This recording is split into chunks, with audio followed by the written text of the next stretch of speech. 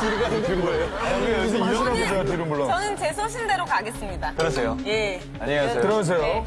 아, 자, 들어가시고. 내가 뭐, 명준 씨. 딴 거 있어, 딴 거. 아, 딴 거 있어요? 자, 그럼 4명으로. 아니, 저도 그냥 왜냐면 여자분이 아무래도 피부 미용에는 여자분이 최고예요. 네. 피부 미용은 여자가 최고야.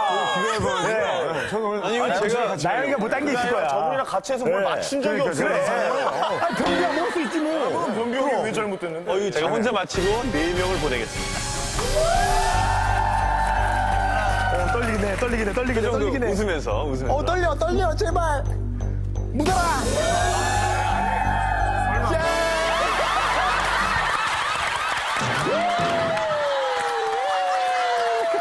그럼 나영이 한번. 그렇죠. 김나영 씨 얘기 한번 들어봅시다. 신기하지가 않아서 이 친구가 물을 너무 많이 먹었어요. 다이어트를 하면서. 그래서 물을 너무 많이 먹게 되면 저체온증이 올 수 있어요. 진짜로. 그쵸, 선생님? 아니에요? 저체온증. 많이 괴로워하시네. 같이 가자. 흑기사야? 아, 그게 아니라, 이거 물은 맞는데, 네. 물 중독이라는 게 있었어요. 물을 많이 마시면은 뭐 뇌가 막 이렇게 어떻게 돼가지고, 막 찬물 갑자기 빨리 마시면 머리 아프잖아요. 그렇죠. 예, 그게 약간 물 중독이 있어가지고 몸에 뭐가 변화가 생겨서 사망하는 사건을 제가 한번 봤었거든요. 물 중독? 그래서 혹시 물 중독이 아닐까라는 생각이 드네요. 어차피 근데 답은 다른 건데 물이란 소재만 같은 거예요, 지금. 저체온증. 물로 갈라요, 물로? 예? 물. 포괄적으로? 네. 둘 중에 하나 걸리겠지 뭐. 네. 예, 알겠습니다. 얻어 걸리길 바라봅시다. 예. 물을 많이 먹어서. 하나, 둘, 셋. 정답을 되게 모르겠어요.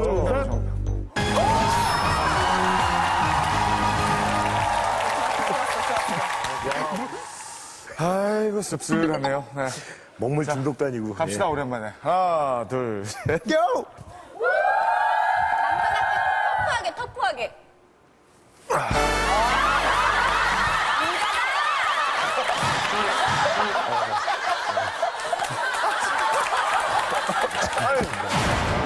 예술가 죽느냐 사느냐.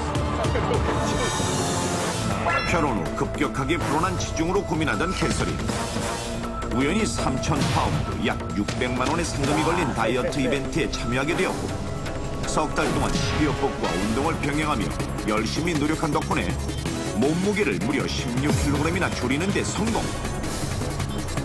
다이어트 성공과 상금 획득의 기쁨을 만끽하려던 순간 갑작스럽게 숨을 거두고 마는데 그렇다면 과연 캐서린의 죽음에 이르게 한 결정적인 원인은 무엇일까요? 캐서린이 다이어트를 시작한 지 2달쯤 지났을 무렵 1위 후보였던 그녀를 제치고 최대 라이벌로 떠오른 마샤. Oh no, I have got only one small. Oh, maybe I can lose. How can this woman lost so much? 혹시나 상금을 빼앗길까봐 캐서린의 마음은 더욱 조급해졌고 그 후 식사량을 최소한으로 줄이는 대신 공복감을 달래기 위해 평소보다 많은 양의 물을 마시기 시작했는데 하지만 우리 몸에 꼭 필요한 물이라도 과도하게 마실 경우 혈액 속의 나트륨 농도를 낮춰 위험할 수 있다는 사실. 아, 그래요? 특히 소금 간을 거의 하지 않은 음식만 먹은 탓에 캐서린의 체내 나트륨 농도는 이미 낮아진 상태였고 그로 인해 물 중독 초기 증상인 두통이 나타났던 것인데 하지만 이 사실을 알리 없었던 캐서린은 이벤트 종료를 하루 앞둔 그날 극심한 운동을 한 후 갈증과 배고픔을 달래기 위해 한꺼번에 2리터에 가까운 물을 마셨고 결국 물 중독으로 인한 뇌부종으로 사망에 이르게 된 것입니다. 그렇다면 물 중독은 과연 어떤 상태를 말하는 걸까요? 우리가 마시는 물은 대부분 땀과 소변으로 배출되는데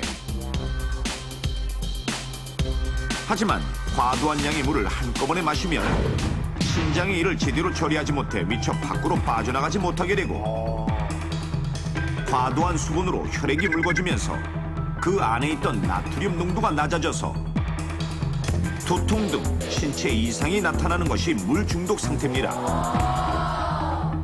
혈액 속의 나트륨은 삼투압 작용으로 세포와 혈액의 농도를 맞추는 역할을 하는데 물이 과하게 들어오면 혈액이 묽어지고 상대적으로 농도가 높은 세포는 혈액의 수분을 끌어들여 부어오르게 된다는 사실.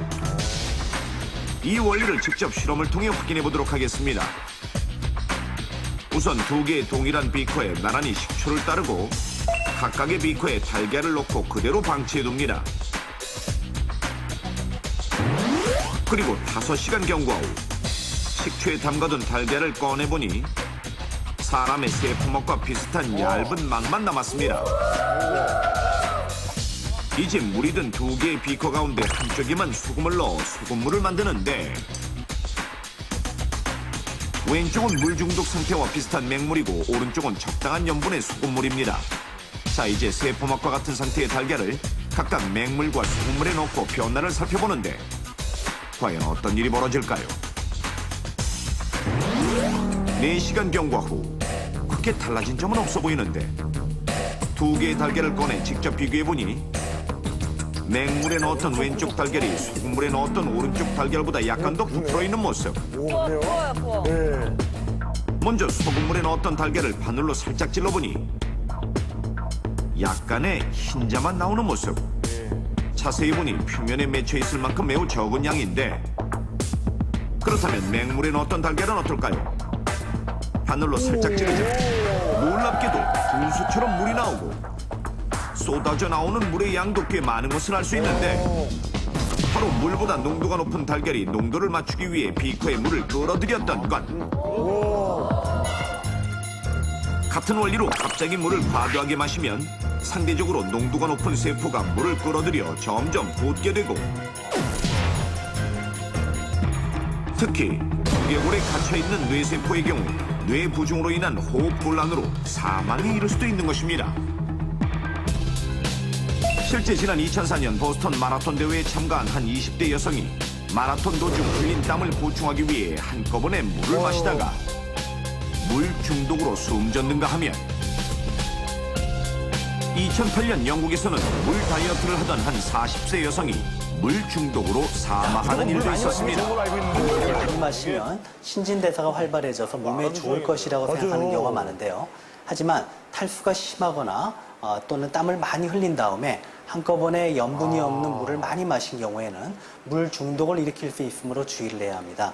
특히 물 중독은 물을 마신 후 빠르면 한두 시간 안에 의식불명은 물론이고 사망에도 이를 수 있기 때문에 혹시 과도하게 물을 많이 마신 경우에 두통이나 구역질, 현기증, 근육 경련 등의 증상이 나타나면 즉시 병원으로 가야 합니다. 이러한 물 중독을 예방하는 방법 지금부터 넘버원에서 알려드리겠습니다. 첫 번째, 운동을 하면 시간당 물 700에서 800ml가 몸 밖으로 빠져나가므로 운동 전 미리 맥주잔 한 잔 정도인 300에서 500ml의 물을 마시고 운동 중에는 20분마다 100에서 150ml의 물을 마시는 것이 좋은데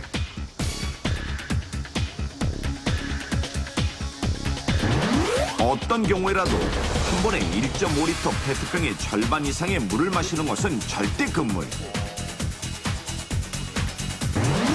두 번째, 1시간 이상 격렬한 운동을 했을 경우에는 몸속 수분뿐만 아니라 나트륨이나 각종 무기질 또한 빠져나갈 수 있는데 이때는 적당한 염분을 섭취해야 합니다. 이온음료. 세 번째,